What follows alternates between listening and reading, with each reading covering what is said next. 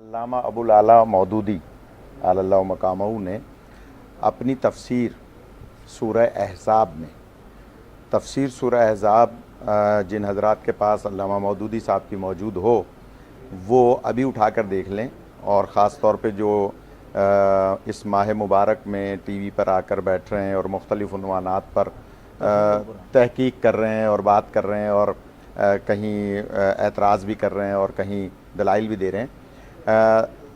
مشہور و معروف ان کی تفسیر ہے تفسیر سورہ احزاب۔ انہوں نے ہر سورہ کی الگ الگ تفسیر کر کے اور پھر بعد والوں نے ان کو الگ الگ کتاب کی صورت میں بھی شائع کیا۔ تو یہ جو تفسیر ہے یہ بہت ہی مختصر سی ایک کتاب میں ہے اور میرے پاس موجود ہے، جیسے کہ ابھی آپ نے دعویٰ بھی کیا کسی کو حوالہ دیکھنا ہو تو یقیناً پروفیسر صاحب کے پاس بھی ہوگی۔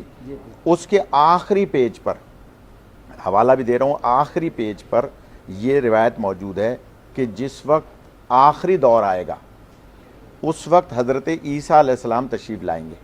صحیح۔ اچھا، یہ تو سب کو پتہ ہے کہ اس وقت 4 پیغمبر زندہ ہیں جنہوں نے ذائقہ موت نہیں چکھا۔ ان کا نام بھی بتا دیجیے۔ جی ہاں، جن میں حضرت عیسیٰ علیہ السلام، حضرت خضر علیہ السلام۔ بالکل۔ اچھا، حضرت خضر علیہ السلام کے لیے علماء میں یہ اختلاف ہے کہ وہ ولی ہیں، یعنی وہ نبی نہیں ہیں، ولی ہیں۔ صحیح۔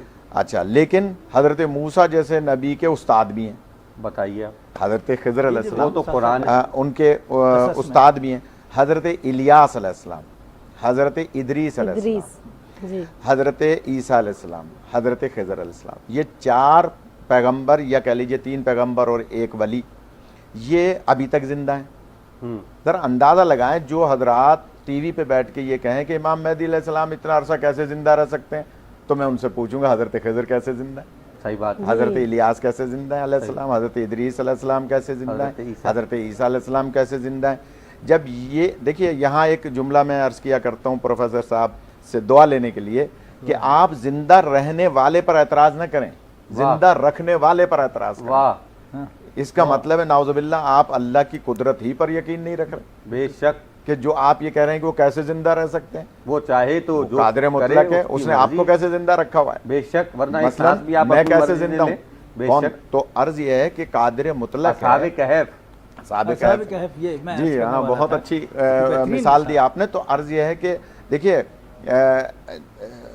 بہت اچھا جملہ کہا بھی پروفیسر صاحب نے کہ ساری باتیں ہیں ماننے والوں کے لیے، واہ، نہ ماننے نہ والا ماننے والے کے لیے کچھ بھی نہیں۔ چاند 2 ٹکڑے کر تو پھر بھی نہیں مانا۔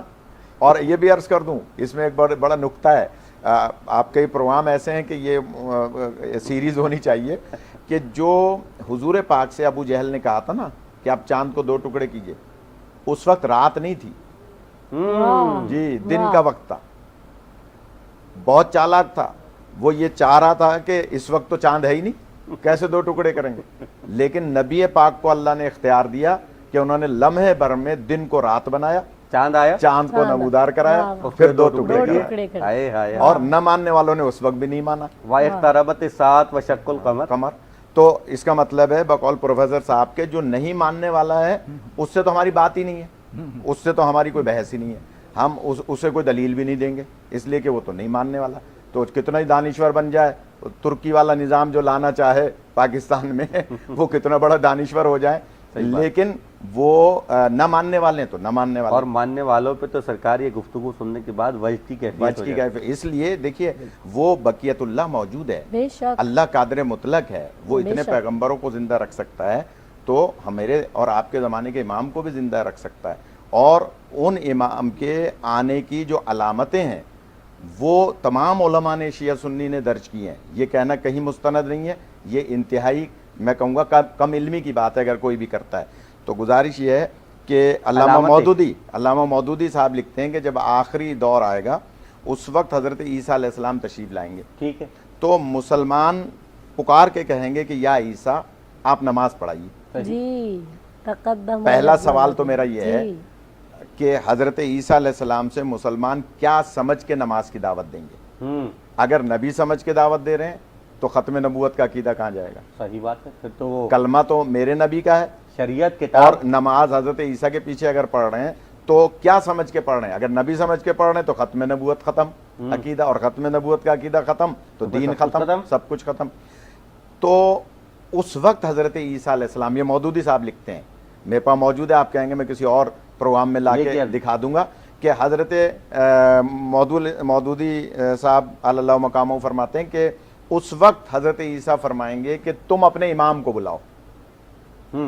فرماتے ہیں اس وقت ایک امام ظاہر ہوں گے جس کا بریکٹ میں نام لکھا ہے کہ امام مہدی علیہ السلام. سبحان اللہ. تو کیا اس سے زیادہ مستند کوئی دور حاضر میں بات ہے سبحان اللہ. کہ جناب اس وقت امام ظاہر ہوں گے اور حضرت عیسیٰ فرمائیں گے کہ آپ آگے کھڑے ہوئیے, میں آپ کے پیچھے نماز پڑھوں گا. سبحان اللہ. اور یہ بھی عرض کر دوں, یہ تو آپ نے پروگرام میں زیادتی کی ہے کہ کم ٹائم دیا ہے, کہ جناب حضرت آپ نے کم ٹائم دیا ہے, ہم نے تو پورا ٹائم دیا. اچھا, حضرت عیسیٰ علیہ السلام آخری جانشین حضرت موسیٰ کے, موسیٰ کے آخری جانشین, مصطفیٰ کے آخری جانشین کے پیچھے نماز پڑھیں گے. سبحان اللہ.